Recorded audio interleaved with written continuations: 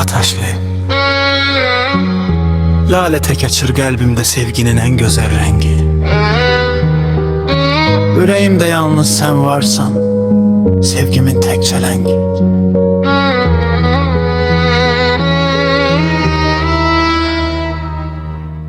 Ataşın nefesi Leyla'nın adıyla karışır her gece. Bir ömür el ele verip sevey, ayrılmayak hiç ne vaxt, hiç gece. Gözlerin ulduz kimi ışık saçır gecelerime. Seninle her an çevrilir bahara ömrümün her fesli yine.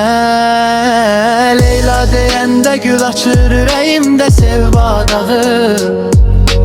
Ataş deyende siner kalbin sönmez eşkin çırağı. Leyla deyende gül açır yüreğimde sevda bağı. Ataş deyende siner kalbin sönmez eşkin çırağı. Yok Leylalar iki at bir yürek bir sevda. Sevgiyle yazılmış en güzel lağın adı da budur. Yok Leylalar iki at bir yürek bir sevda.